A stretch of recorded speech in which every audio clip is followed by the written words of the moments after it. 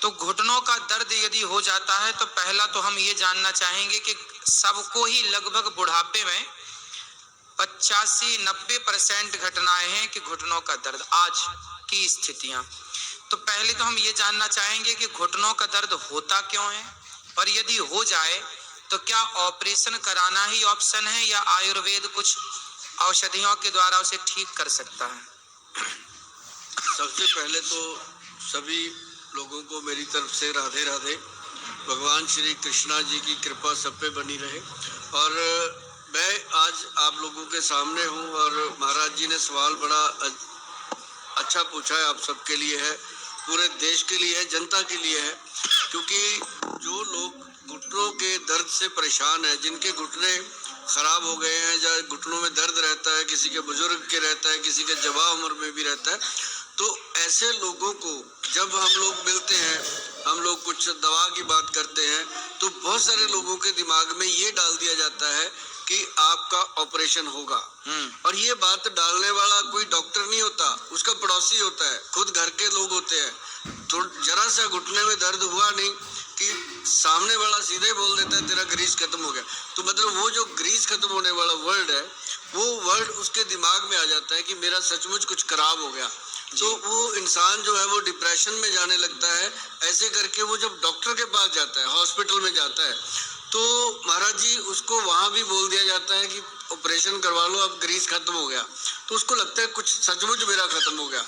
तो मतलब बेचारा और डर जाता है कि उसके ऊपर पब्लिक की स्टैंप थी, फिर डॉक्टर ने भी लगा दी। तो घर पे आके जब वो मशवरा करता है, बड़ी सुनने वाली बात है, आम लोगों की ये बात है, घर घर की रोज की बात है जो हो रहा है, कि वो घर पे आकर के जब अपने बच्चों से बात करता है तो उसको एक मुसीबत खड़ी हो जाती है कि मेरे बच्चे की इतनी कमाई भी नहीं है, बेचारा कहाँ से ऑपरेशन का खर्चा करेगा। उसको टेंशन उसकी भी आ जाती है, फिर बच्चों को आ जाती है। बच्चे कहते हैं कोई बात नहीं पापा, करवा लो, आपने सारी उम्र किया है, जबकि वहाँ ऑपरेशन की जरूरत नहीं होती। ऑपरेशन की जरूरत मुश्किल से 10-12% लोग हैं जिनको होती है महाराज जी, कि जो लोग मतलब उठ नहीं सकते। मान लो बेड से उठा के कोई और उनको बाथरूम करवा रहा है या कोई और उनके कपड़े चेंज कर रहा है, घुटना चल ही नहीं रहा, तो उसको तो हम भी कह देते हैं कि भाई 4 दिन जीना है, तू अच्छे से जी ले, ऑपरेशन करवा ले। अब जो चल रहा है, गाड़ी में बैठ रहा है, सब्जी खरीद के ला रहा है या बाहर अंदर जा रहा है, रिश्तेदारियों में जाता है, तो उसको भी अगर कह दिया जाए कि तेरा ऑपरेशन होगा, तो ये एक बात समझ में नहीं आती। उसके लिए आयुर्वेद में अपनी रसोई घर में बहुत कुछ पड़ा है। अगर उसको बता दिया जाए कि भैया सौंफ, जीरा और अजवाइन का पाउडर बनाओ, उस पाउडर को कैसे बनाना है वो बड़ा सिंपल है। इन तीनों चीज़ों को बराबर मात्रा में आप लोगे तो मुझे लगता है कि आज महाराज जी के माध्यम से हम सबको बहुत फायदा होने वाला है इन बातों का।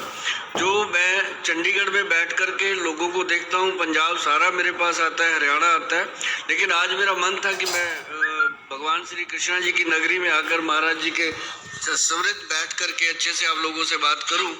तो जो जीरा, अजवाइन और सौंफ है, ये मतलब आप देखेंगे इसका चमत्कार होता है। इसको तवे पे रोस्ट करके अच्छे से भून करके इसका पाउडर बना के रखिए, हर घर में होना चाहिए। ये ध्यान रखिएगा, हर घर में होना चाहिए, चाहे घुटने दर्द करें चाहे ना करें। जो खाएगा, जिसके घुटने दर्द नहीं होते उसको कभी होंगे नहीं, जिसके हो रहे हैं उसके कम होने शुरू हो जाएंगे दर्द।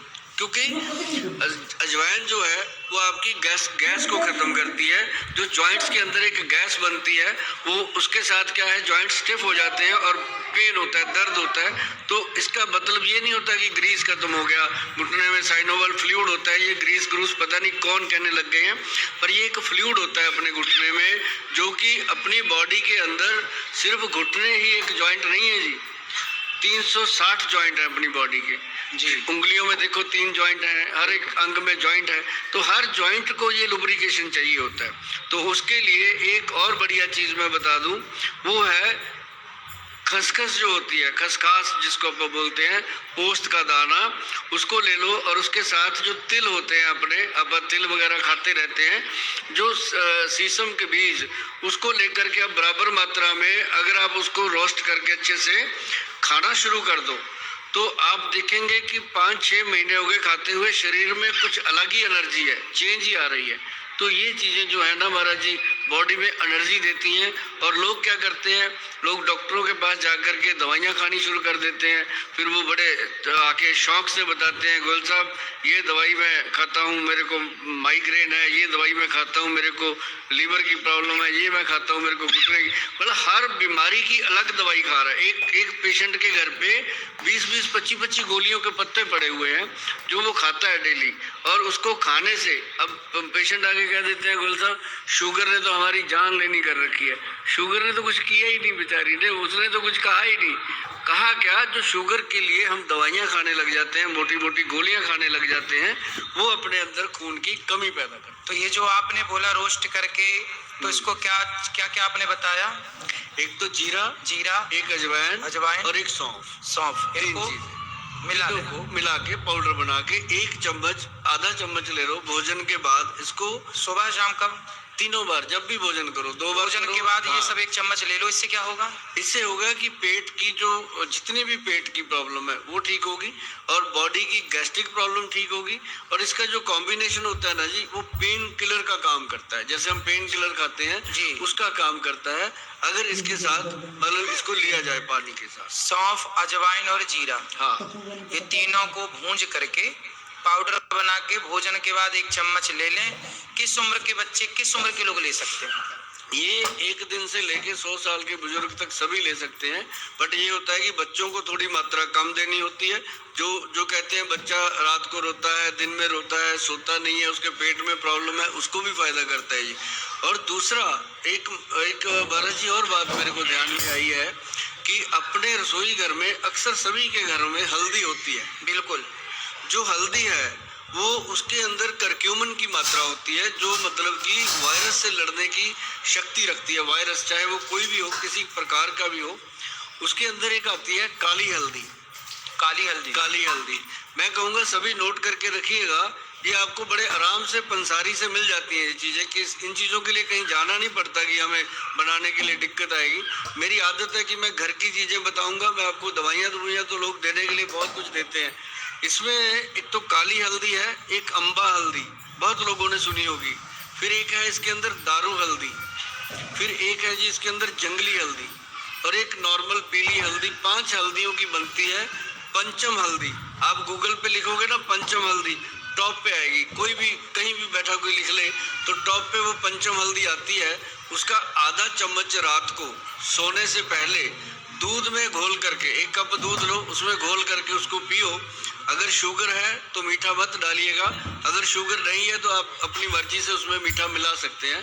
तो उसको पीने से क्या होता है कि जितना भी बॉडी में पेन होता है वो सारे का सारा पेन वो अपने सोख लेती है, और हाथ से हाथ 10-12 दिन में दर्द में बहुत सारी कमी आ जाती है। और बहुत सारे लोगों को मैंने बताया कि 5-6 महीने खाओ इसको, वही डॉक्टर कह देता है तेरा ऑपरेशन नहीं होगा, जिसने कहा था पहले कि ऑपरेशन होना है। अच्छा, ये बताएं गोयल जी कि आजकल ना बहुत सारे लोग ये कहते हैं, कुछ लोग कहते हैं दूध गाय का पीना चाहिए, तो कुछ लोग कहते हैं दूध नहीं पीना चाहिए।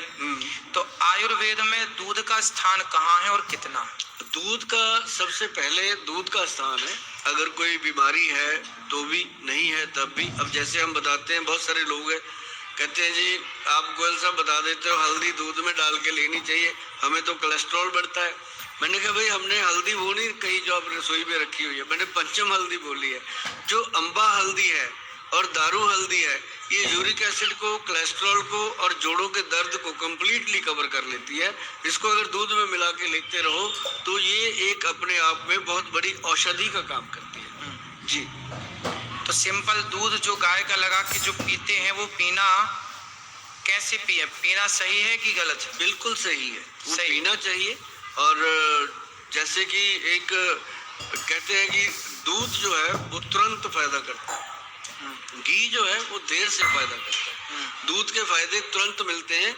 ये एक भ्रांति हो गई है कि दूध नहीं पीना चाहिए, वो हम कहीं कहीं कह देते हैं। हम भी जहाँ हमें पता है कि मिलावट का दूध है, हम चंडीगढ़ में रहते हैं, सारा पैकेट का दूध आता है। यदि स्वयं गाय रखे कोई और शुद्ध देशी गाय हो, हाँ, तो उसका दूध तो अमृत है। अमृत है जी, बहुत बीमारियों में पैदा करता है, बहुत सारी बीमारियों में।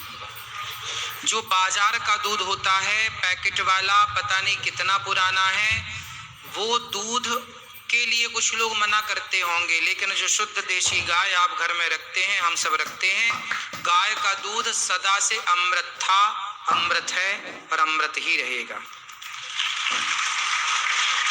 ये अब तो हम जो पैकेट का दूध है ना जी महाराज जी, वो हम बताते हैं लोगों को कि उसके साथ अपना मुंह धोया करो, ताकि क्रीमे लगाने की जरूरत नहीं पड़ती। वो बहुत शाइन करता है। अपना फेस अगर वॉश करोगे कच्चे दूध के साथ, जिन मेरी बहनों को भाइयों को फेस पे शाइयाँ हो जाती हैं ना, कच्चे दूध के साथ 4 दिन मुंह को अच्छे से वॉश करके देखना, मुंह से आपके दिल से निकलेगा कि थैंक यू गोयल साहब। तब मैं आपके पास नहीं होऊंगा, लेकिन आपके दिल से निकलेगा। अच्छा, मतलब ये कच्चे दूध से मुंह यदि कच्चे दूध से, हाँ। कहा मैंने सुना है कि कच्चे जब गाय लगाते हैं तो बाल्टी में ना फैन बनता है, हाँ।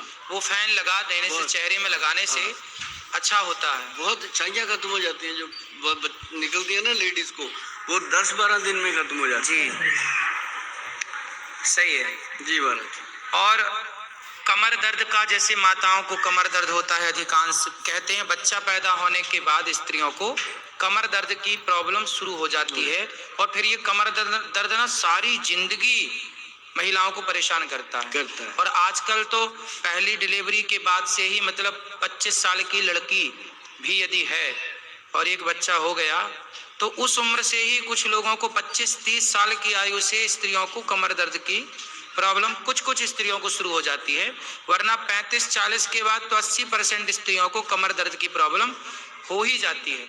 तो क्या डिलीवरी में जो नस, वहाँ रीढ़ की हड्डी में इंजेक्शन लगाया जाता है शून्य का, क्या उसका साइड इफेक्ट है या कुछ और कारण है? कमर दर्द क्यों होता? ये ना जी पहले नहीं हुआ करते थे। पहले एक लेडी 8-8, 9-9 बच्चों को जन्म देती थी जी। पहले नहीं होते थे, घर पे डिलीवरियां होती थी। तो आज क्या हो गया कि आज बच्चा हो गया, उसके बाद वर्किंग लेडी है, काम पे चली जाती है कुछ दिनों में, अपनी केयर नहीं करती। और दूसरी चीज क्या है कि पहले लड़की जब प्रेग्नेंट होती थी तो उसको 3-4 महीने रहते ही मायके भेज दिया जाता था। रेस्ट उसका मतलब होता था कि वो रेस्ट करेगी, माँ उसका ध्यान रखेगी। ध्यान तो खैर सासू माँ भी बहुत रखती है, पर वहाँ उसकी जिम्मेदारियाँ ज़्यादा होती हैं, वो काम करना पड़ता है उसको।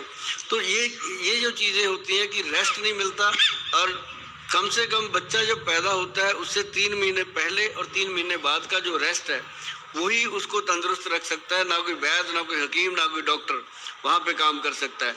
सिर्फ उसमें क्या करेगा, आप लोगों ने सुना होगा, आपने भी बहुत सुना होगा महाराज जी, कि आयुर्वेद में हजारों साल पुराने ग्रंथ हैं, 5-5, 10-10 पुराने।